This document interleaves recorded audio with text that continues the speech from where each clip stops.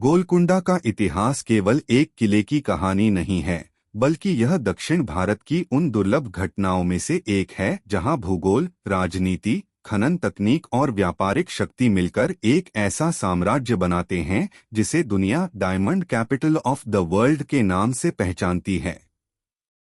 आज जिस गोलकुंडा किले को लोग हैदराबाद का ऐतिहासिक स्मारक समझते हैं, उसकी शुरुआत 11वीं-12वीं शताब्दी के आसपास काकतीय साम्राज्य ने एक साधारण मिट्टी के किले मड फोर्ट के रूप में की थी, जिसका उद्देश्य केवल क्षेत्रीय सुरक्षा और व्यापार मार्गों की निगरानी था। यह किला मूसी नदी से कुछ किलोमीटर दूर डेक्कन प्लेटो की ग्रेनाइट हिल्स पर बनाया गया था, जहां प्राकृतिक चट्टानें इतनी मजबूत थीं कि वे युद्धों में सुरक्षा प्रदान करती थीं और नीचे की धरती में जियोलॉजिकल कॉम्प्रेशन इतना अधिक था कि लाखों वर्षों की हीट प्रेशर प्रक्रिया ने हीरे का निर्माण किया था। इसी भूगोल ने गोलकुंडा को दुनिया के कुछ सबसे समृद्ध डायमंड डिपॉजिट्स का केंद्र बनाया, जहां कृष्ण और गोदावरी नदी के बेसिन में पाई जाने वाली किम्बरलाइट पाइप्स और सेकेंडरी एल्यूवियल डिपॉजिट्स में असाधारण गुणवत्ता वाले हीरे मिलते थे। काकतीय राजाओं ने गोलकुंडा किले को पहली बार स्टोन फोर्टिफिकेशन में बदला, लेकिन असली परिवर्तन 16वीं शताब्दी में हुआ जब कुतुब शाही डायनेस्टी ने इसे अपनी राजधानी बनाया और इस किले को चारों तरफ से 10 किलोमीटर से अधिक लंबे मैसिव वॉल्स, बास्टियंस, वॉच टावर्स और मल्टीलेयर्ड गेटवेज से इतना मजबूत किया कि यह साउथ इंडिया का सबसे सुरक्षित फोर्ट बन गया। यहीं से शुरू हुआ हीरों का संगठित, नियंत्रित और उच्चस्तरीय व्यापार, जिसमें कोल्लूर माइंस, परिटाल माइंस, गानी माइंस और कृष्ण रिवर बेल्ट से आने वाले हीरे गोलकुंडा के रॉयल डायमंड ऑफिस में जमा होते थे, जहां उनका वजन, आकार, शुद्धता और मूल्य तय किया जाता था। यही वह दौर था जब दुनिया के सबसे दुर्लभ और ऐतिहासिक हीरे Kohinoor, hope diamond, Darya e Noor, regent diamond और लव डायमंड इसी डेक्कन रीजन से निकले, जिससे गोलकुंडा का नाम अंतर्राष्ट्रीय व्यापारियों, फारसी क्रॉनिकलर्स, पुर्तगाली यात्रियों और यूरोपीय हिस्टोरियंस तक पहुंच गया। यह केवल खनन क्षेत्र नहीं था, यह एक संगठित डायमंड इकोनॉमी थी जिसमें Persian trained administrators, local miners, security guards, expert stone cutters और रॉयल इंस्पेक्टर्स की लेयर्ड सिस्टम मौजूद थी। किले की दीवारों के भीतर नया किला और बाला हिसार जैसे हिस्सों में खास चेम्बर्स बनवाए गए थे जहां सबसे कीमती हीरे रखा जाते थे। भूगोल भी गोलकुंडा के पक्ष में था। किला ऊंचाई पर था, आसपास पहाड़ियां थीं, हवा की दिशा साउंड कैरिंग आर्किटेक्चर को सपोर्ट करती थी और नीचे की चट्टानों में सुरक्षा के लिए अंडरग्राउंड पाथवेज बनाना आसान था। इसी कारण कुतुब शाही रूलर्स ने यह तय किया कि चाहे राजधानी कहीं भी शिफ्ट हो, डायमंड ऑफिस हमेशा गोलकुंडा में रहेगा। यह रणनीति इतनी सफल रही कि 16वीं से 17वीं शताब्दी तक दुनिया के लगभग सभी बड़े ऐतिहासिक हीरे गोलकोंडा डायमंड्स के नाम से जाने जाते थे और यूरोप के राजा महाराजे इन्हें खरीदने के लिए खास दूत भेजते थे। गोलकुंडा का यही इतिहास बताता है कि यह केवल एक किला नहीं, बल्कि भूगोल के चमत्कार, खनन विज्ञान और भारत की आर्थिक शक्ति का सबसे बड़ा प्रतीक था, जिसने दक्षिण भारत को दुनिया के सर्वाधिक मूल्यवान जेमस्टोन सेंटर में बदल दिया और जिसके चलते कोहिनूर जैसे रत्न का जन्म संभव हो सका। दक्कन का पठार, डेक्कन प्लेटो, दुनिया के उन गिने चुने क्षेत्रों में से एक है जहां की भूगर्भीय संरचना ने लाखों वर्षों पहले हीरे बनने के लिए बिल्कुल अनुकूल परिस्थितियां तैयार कीं और इसी कारण गोलकुंडा क्षेत्र से निकले हीरे दुनिया में रेयरेस्ट एंड प्योरेस्ट डायमंड्स माने जाते हैं। वैज्ञानिकों के अनुसार पृथ्वी की सतह से लगभग 150-200 किलोमीटर नीचे, जहां तापमान 1100-1400 सी और दबाव 45-60 किलोबार तक पहुंच जाता है, वहीं कार्बन एटॉम्स क्रिस्टल रूप में बदलकर हीरा बनाते हैं। डेक्कन प्लेटो में यह प्रक्रिया 1.5 अरब वर्ष पुरानी वॉल्केनिक एक्टिविटी, कॉन्टिनेंटल शिफ्ट्स और मैंटल इरप्शंस के कारण संभव हुई थी।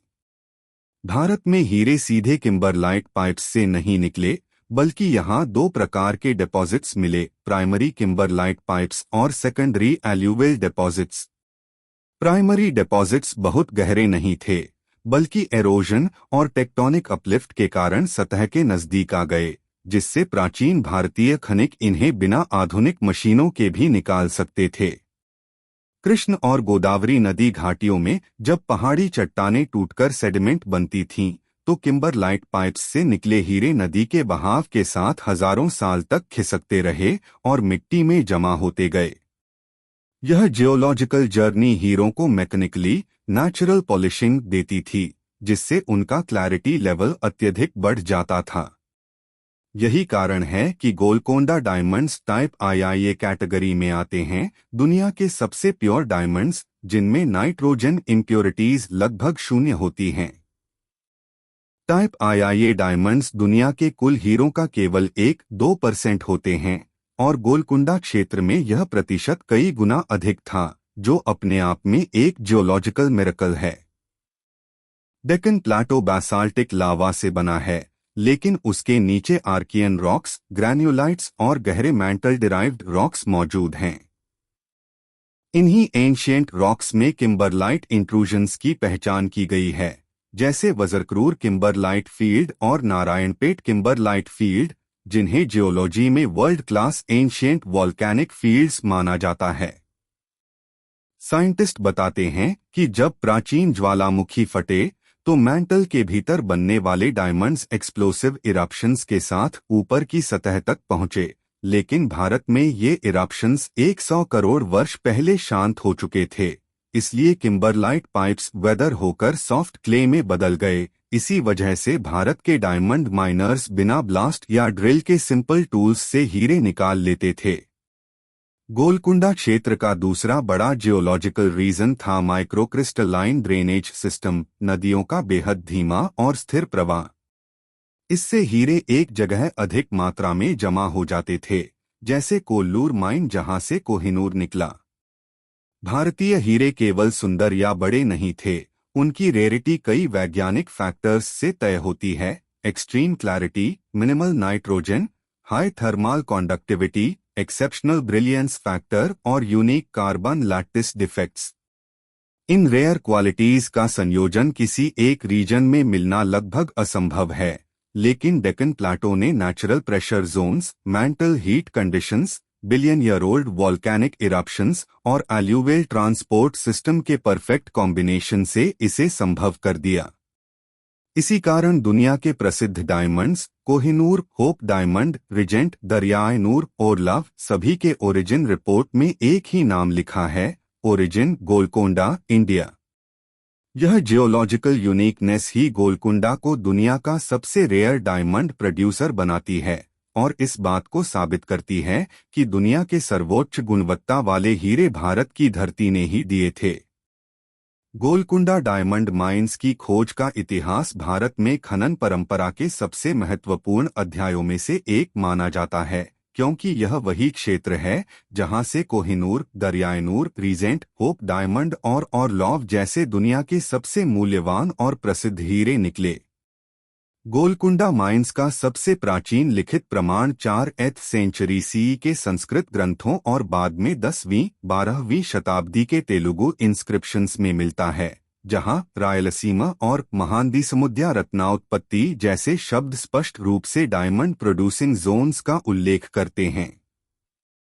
हालांकि वास्तविक व्यवस्थित खनन 13वीं-14वीं सदी में काकतीय वंश और बाद में बहमनी सल्तनत के समय शुरू हुआ, लेकिन असली बूम कुतुबशाही वंश के दौरान आया, जब गोलकुंडा दुनिया की डायमंड कैपिटल बन गया। वैज्ञानिकों और इतिहासकारों के अनुसार गोलकुंडा में हीरे 3 प्रमुख माइनिंग क्लस्टर्स से निकाले गए, कोल्लूर, गानी और परिटालक, और इन सभी क्षेत्रों में एल्यूवियल माइनिंग मेथड का उपयोग होता था, जहां नदी के किनारे की मिट्टी को छानकर हीरे निकाले जाते थे। सबसे प्रसिद्ध कोल्लूर माइन कृष्णा नदी के किनारे स्थित थी और यही वह जगह है जहां से कोहिनूर निकला था। कोहिनूर का सबसे पुराना डॉक्यूमेंटेड रेफरेंस 17वीं सदी में मिलता है, जब यह मुगल सम्राट बाबर की डायरी बाबूरनामा में एक अत्यंत कीमती और दुनिया के सबसे बड़े हीरों में से एक के रूप में दर्ज हुआ। लेकिन कई इतिहासकारों का मानना है कि कोहिनूर इससे भी पहले काकतीय वंश के खजाने में था और 14वीं सदी में अलाउद्दीन खिलजी ने जब वारंगल पर हमला किया तो यह वहां से दिल्ली गया। दूसरी ओर कोल्लूर रीजन से ही निकले दो अन्य विशाल हीरों दरियाए नूर और नूरुलेन का उल्लेख फारसी और यूरोपीय यात्रियों जैसे जीन बैप्टिस्ट टैवर्नियर ने अपनी रिपोर्ट्स में विस्तार से किया है। टैवर्नियर ने लिखा कि भारत में एक खदान ऐसी है जहां से इतने स्पष्ट और इतने बड़े हीरे निकले कि यूरोप में लोग विश्वास ही नहीं कर पाते थे। कई रिकॉर्ड्स में कोलार माइन शब्द भी मिलता है, लेकिन यह ध्यान देने योग्य है कि कोलार कर्नाटक गोल्ड माइंस के लिए प्रसिद्ध है। डायमंड रिकॉर्ड्स में इसका नाम कोल्लूर माइन की फोनेटिक कंफ्यूजन के कारण आया और यूरोपियन स्क्राइब्स अक्सर कोल्लूर को कलर कोलार कॉलोर लिख देते थे। इसी कारण कुछ शुरुआती वेस्टर्न रिकॉर्ड्स में कोहिनूर को कोलार डायमंड कहा गया, जबकि असल में वह कोल्लूर माइन से निकला था। गोलकुंडा माइंस में मिलने वाले डायमंड्स की खास बात यह थी कि यहाँ एक्सट्रैक्शन बिल्कुल ट्रेडिशनल इंडियन माइनिंग टेक्निक्स से होता था। नदी की सतह की 8-10 फीट गहरी मिट्टी को हाथ से खोदकर बाहर निकालना, फिर उसे टोकरी में भरकर नदी के पानी में धोना और अंत में रेत व गाद से अलग कर चमकते हुए हीरे को चुन लेना। यही मेथड कई हजारों सालों से भारतीय माइनिंग कल्चर का हिस्सा था। 15वीं-17वीं सदी के फारसी क्रॉनिकलर्स और यूरोपियन एक्सप्लोरर्स ने लिखा है कि कोल्लूर और गानी माइंस में लगभग 20,000 तक मजदूर लगातार काम करते थे और सालाना प्रोडक्शन हजारों कैरेट्स तक पहुंचता था। गोलकुंडा ही वह स्थान था जहां से 3 हिस्टोरिकल कैटेगरीज के लार्जेस्ट डायमंड्स निकले। टाइप आई प्योर डायमंड्स जैसे कोहिनूर, पेल पिंक स्टोन्स जैसे नूरुलेन और विशाल टेबल कट डायमंड्स जैसे ग्रेट मुगल डायमंड जो बाद में खो गया। मुगल ट्रेजरी रिकॉर्ड्स में गोलकोंडा डायमंड्स को कच्चे आसमान जैसे साफ पत्थर कहा गया और उनका डिटेल्ड वेट, कट और क्लैरिटी दर्ज किया गया।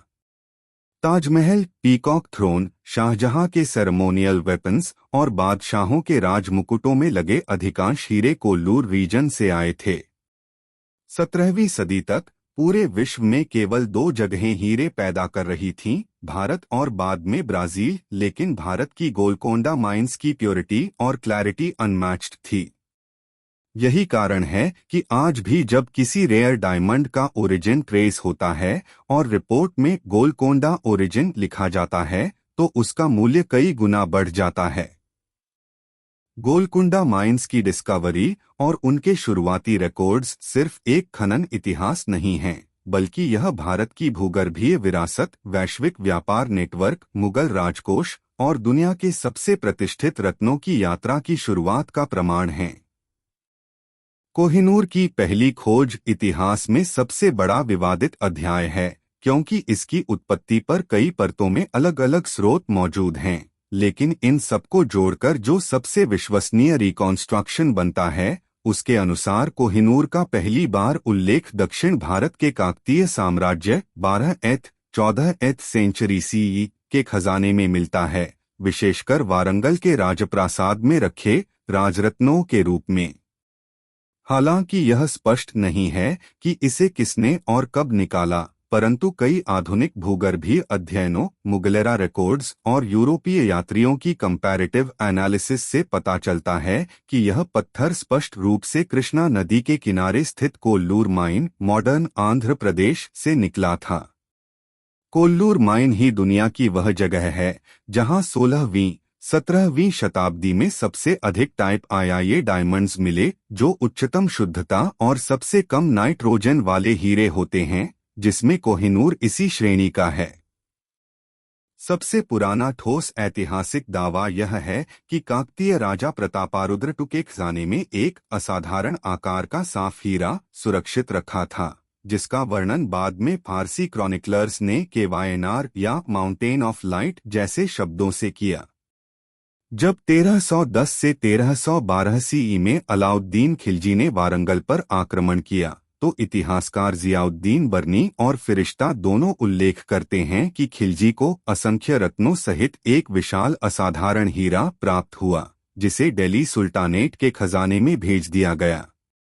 हालांकि उस समय कोहिनूर नाम अस्तित्व में नहीं था, लेकिन स्कॉलर्स का मानना है कि वही पत्थर बाद में कोहिनूर नाम से पहचाना गया। अगले स्पष्ट प्रमाण 1526 से 1527 सीई के बाद मिलते हैं, जब बाबर ने अपनी आत्मकथा बाबूरनामा में एक एक्सीडिंगली फेमस डायमंड का उल्लेख किया, जिसे बाद में बाबर के पुत्र हुमायूं ने उन्हें भेंट किया था। आधुनिक हिस्टोरियंस इस विवरण को कोहिनूर से जोड़ते हैं क्योंकि वजन, आकार और उसकी प्रसिद्धि सब मेल खाते हैं। एक अन्य विश्वसनीय स्रोत जीन बैप्टिस्ट टैवर्नियर 17वीं सेंचुरी है, जिसने भारत में एक्सटेंसिव यात्रा करते समय मुगल ट्रेजरी में एक विशाल टेबल कट डायमंड का विवरण दिया, जिसे वे ग्रेट मुगल डायमंड कहते हैं, और कई स्कॉलर्स का मानना है कि यह भी कोहिनूर ही था, जिसे बाद में रिकट किया गया और छोटा होने के कारण दो अलग पहचानें बन गईं। वास्तव में कोहिनूर के पहली बार किसके हाथ लगा, इस पर कोई एकमत नहीं है, लेकिन सभी प्रमाण इस ओर इशारा करते हैं कि इसे कोल्लूर माइन के स्थानीय खनिकों ने नदी की सतही परत को छानते समय पाया, और क्योंकि वहां के सभी खनिज अधिकार तत्कालीन काकतीय राज्य के अधीन थे, इसलिए पत्थर राज्य के राजकोष में जमा कराया गया। काकतीय शासन में खदान मजदूरों को सभी रत्न राज्य के अधीन हैं की शपथ दिलाई जाती थी, इसलिए कोहिनूर सीधा राज्य के अधिकार में पहुंचा। 1310 सीई के बाद यह दिल्ली सुल्तानेट में गया। 1526 सीई के बाद मुगल एम्पायर में आनी 1739 सीई में नादर शाह द्वारा दिल्ली के खजाने से लेकर पर्शिया पहुंचा, जहां इसे पहली बार कोहिनूर नाम दिया गया। इस यात्रा में कहीं भी यह दर्ज नहीं है कि यह किसके हाथ पहली बार मिला, क्योंकि डायमंड माइनिंग में खनिक अक्सर सामूहिक रूप से काम करते थे और कोई भी इंडिविजुअल डिस्कवरर डॉक्यूमेंट नहीं हुआ, लेकिन सभी आर्कियोलॉजिकल और हिस्टोरिकल रिकॉर्ड्स इस बात पर सहमत हैं कि इसकी ओरिजिन कोल्लूर माइन है और इसका सबसे पहला verified possession Kakatiya royal treasury Warangal था। इसलिए फैक्चुअल रूप से कहा जा सकता है कि कोहिनूर की पहली डॉक्यूमेंटेड पहचान काकतीय साम्राज्य के खजाने में मिलती है और उसकी actual geological discovery Kollur mine के सरफेस एल्यूवियल डिपॉजिट्स से हुई थी, जहां हजारों मजदूर नदी की सतह खोदकर मिट्टी को धोकर हीरे अलग करते थे, और कभी कभी इसी प्रक्रिया में ऐसे एक्सेप्शनल स्टोन्स मिल जाते थे। इस प्रकार कोहिनूर का फर्स्ट डिस्कवरी इंडिविजुअल नहीं बल्कि geological zone plus royal treasury documentation पर आधारित है, जो इसे इतिहास के सबसे विशिष्ट और वैज्ञानिक रूप से ट्रेसेबल रत्नों में से एक बनाता है। कुतुब शाही वंश के शासन 1518 से 1687 सीई में गोलकुंडा का हीरा व्यापार एक अत्यंत संगठित, प्रशासनिक और सुरक्षा प्रधान व्यवस्था में बदल गया था, जो सिर्फ स्थानीय अर्थव्यवस्था नहीं बल्कि वैश्विक डायमंड मार्केट को प्रभावित करता था।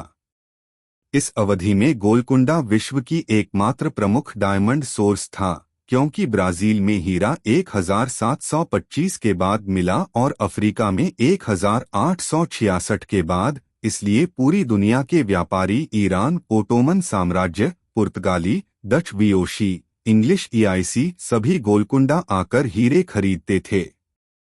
कुतुब शाही शासन ने इस व्यापार को नियंत्रित करने के लिए 3 बड़े पिलर्स बनाए थे। 1 state controlled mining system, 2 multilayered taxation structure और 3 कठोर सिक्योरिटी मैकेनिज्म।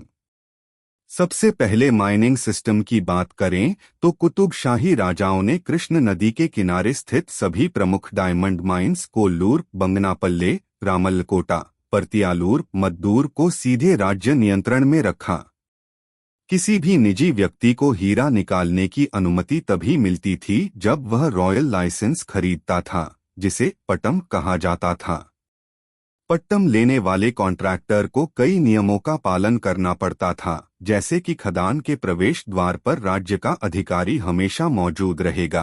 प्रत्येक दिन निकाले गए पत्थरों की सूची राज्य लेखक की उपस्थिति में तैयार की जाएगी और हर पत्थर को इंस्पेक्शन के बाद सील्ड रॉयल बॉक्स में जमा करना होगा। हीरों को 3 श्रेणियों में बांटा जाता था: साधारण ऑर्डिनरी, विशेष फाइन और असाधारण एक्सेप्शनल। तीसरी श्रेणी में आने वाला कोई भी हीरा, जैसे कोहिनूर, सीधे स्टेट ट्रेजरी खजानाए गोलकोंडा में भेज दिया जाता था और उसका कोई निजी व्यापार नहीं हो सकता था। टैक्सेशन सिस्टम इक्वली एडवांस्ड था। कुतुब शाही प्रशासन 2 टियर टैक्स मॉडल अपनाता था, पहला माइनिंग टैक्स और दूसरा ट्रेड टैक्स। माइनिंग टैक्स को माहिया शाम कहा जाता था, जिसमें खदान संचालकों को उनकी आय का 20-25% राज्य को देना होता था। इसके अलावा ट्रेड पर आबकारी टैक्स भी लगाया जाता था, जो शहर में होलसेल डायमंड मार्केट, जिसे पन्ना चौपड़ कहा जाता था, में हर खरीद बिक्री ट्रांजैक्शन पर लागू होता था। उच्चस्तरीय पत्थरों पर अतिरिक्त लक्जरी ड्यूटी भी लगती थी, क्योंकि इन्हें अक्सर अंतर्राष्ट्रीय व्यापारी खरीदते थे। इस टैक्सेशन सिस्टम से कुतुब शाही खजाना अत्यंत समृद्ध हुआ और यही वह दौर था जब गोलकुंडा को दुनिया ने diamond capital of the world कहना शुरू किया। सिक्योरिटी व्यवस्था इस सिस्टम की बैकबोन थी। डायमंड माइंस के आसपास खास सुरक्षा चौकियां होती थीं, जिन्हें कोहिस्तान गार्ड्स संभालते थे। ये सिपाही खदानों में प्रवेश करने वाले प्रत्येक व्यक्ति का रिकॉर्ड रखते थे। खदानों से लेकर बाजार तक डायमंड मूवमेंट के लिए सील्ड कैरावान राउट्स बने हुए थे, जिन्हें रात में खुला छोड़ना सख्त प्रतिबंधित था।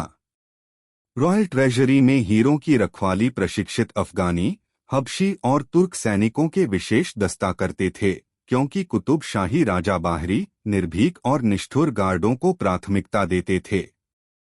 कई यूरोपीय यात्रियों, जीन टावर्नियर, निकोलाउ मैनुची आदि ने लिखा है कि गोलकुंडा में डायमंड थेफ्ट लगभग असंभव था, क्योंकि हर माइनिंग वर्कर को प्रतिदिन के अंत में सर्च करके ही बाहर निकलने दिया जाता था और कई खदानों में वर्कर्स को अंडरवियर तक उतारकर चेक किया जाता था ताकि कोई भी पत्थर चोरी न कर सके।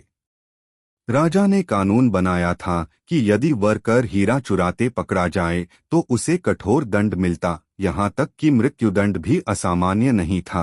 इससे चोरी लगभग समाप्त हो गई थी। गोलकुंडा बाजार प्रबंधन भी अत्यंत व्यवस्थित था। पन्ना चौपड़ में प्रत्येक दुकान पर लाइसेंस्ड इवैल्यूएटर बैठता था, जो हीरों का आधिकारिक वेट और क्लैरिटी निर्धारित करता था। वजन रत्ती में नापा जाता था, जिसकी स्टैंडर्डाइजेशन कुतुब शाही शासन में सबसे पहले सख्ती से लागू की गई। बाजार पर निगरानी शाहनाए मांडवी नामक अधिकारी करता था, जो फ्रॉड, अडल्टरेशन या ओवरप्राइस्ड डील्स के खिलाफ तुरंत कार्रवाई कर सकता था।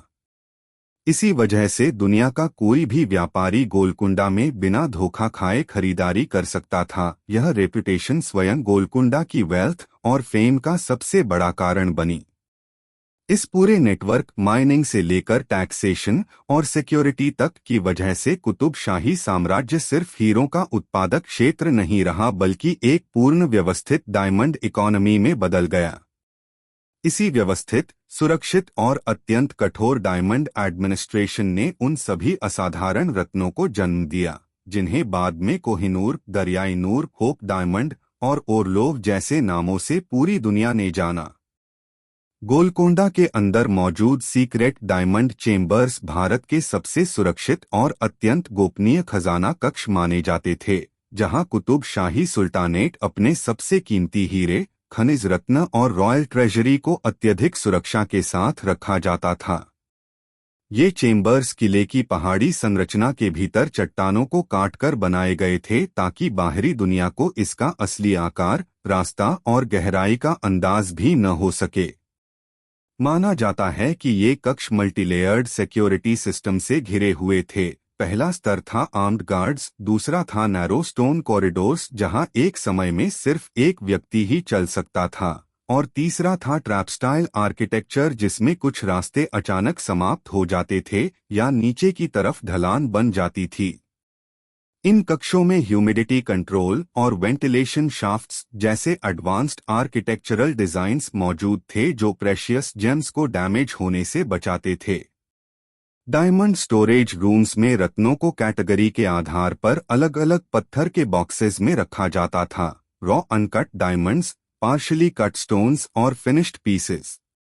यह कैटेगराइजेशन रॉयल जेम मास्टर्स के स्ट्रिक्ट प्रोटोकॉल से होती थी, जिन्हें दरियाई नूर इंस्पेक्टर्स कहा जाता था, जिनका काम हर रत्न की क्लैरिटी, कलर और वेट को वेरीफाई करना होता था।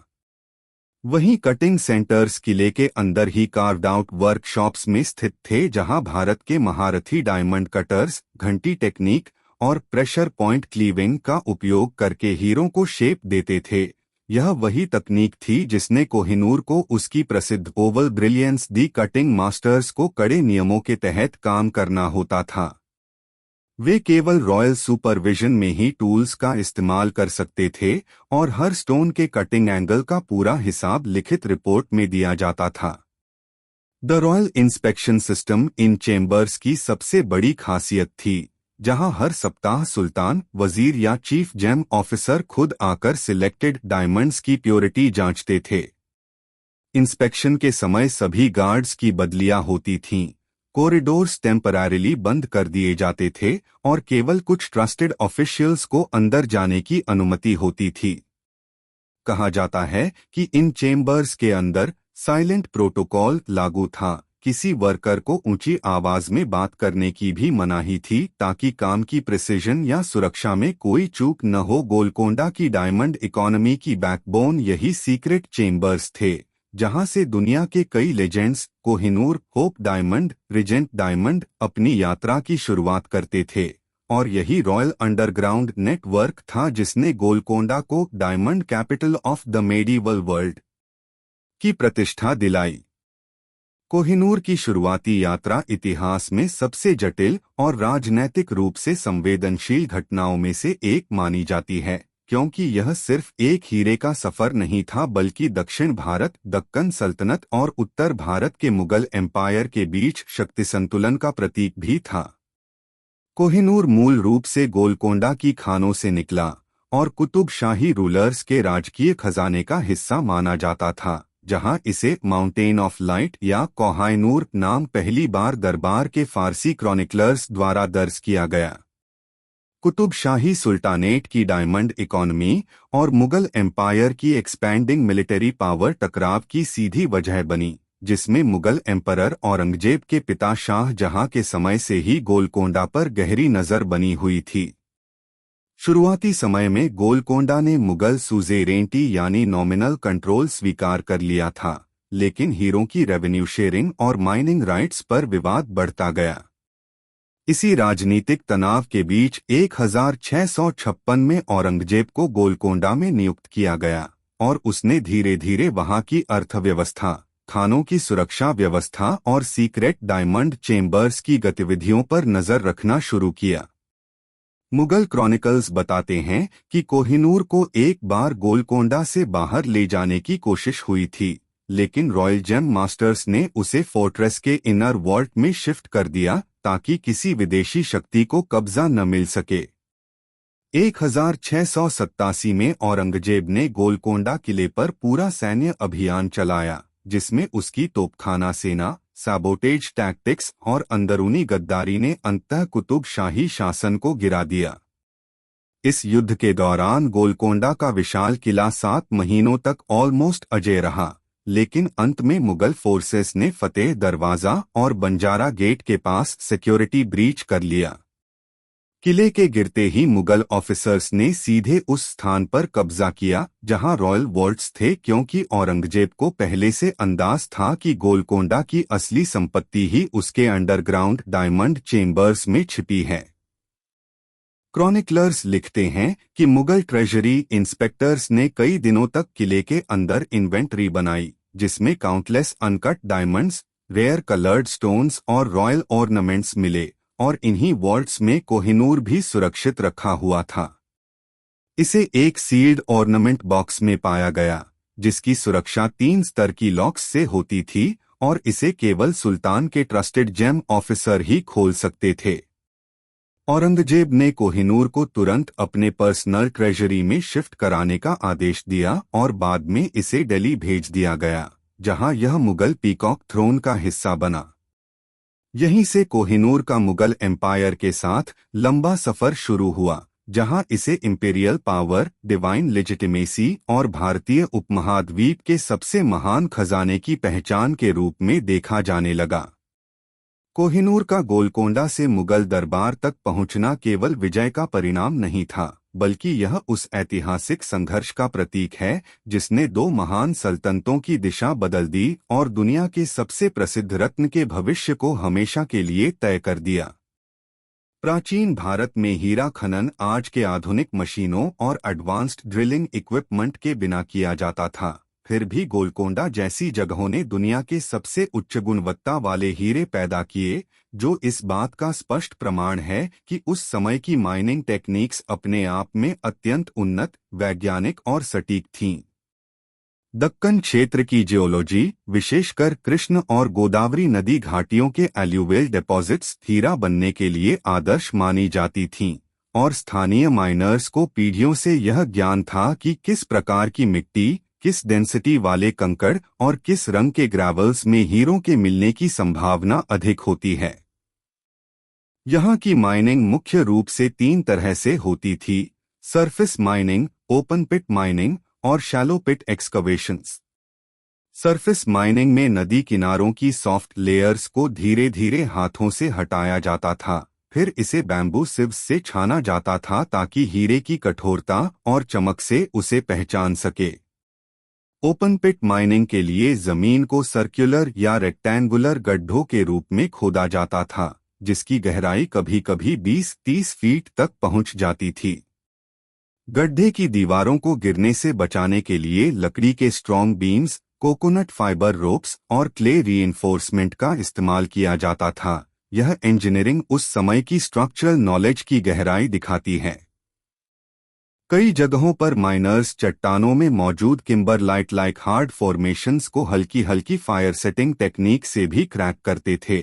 इसमें चट्टान के ऊपर कंट्रोल्ड फायर जलाकर उसे तेजी से ठंडा किया जाता था, जिससे थर्मल शॉक से पत्थर टूट जाता था और अंदर फंसे मिनरल पॉकेट्स तक पहुंचा जा सकता था।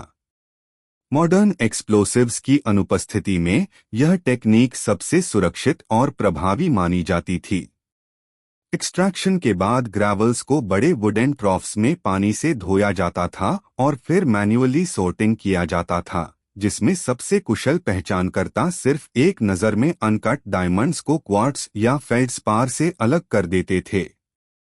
यह स्किल किसी साइंटिफिक ट्रेनिंग से कम नहीं थी, क्योंकि डायमंड रफ की लाइट रिफ्लेक्शन, स्पेसिफिक ग्रेविटी और एजेस को पहचानना वर्षों की प्रैक्टिस मांगता था।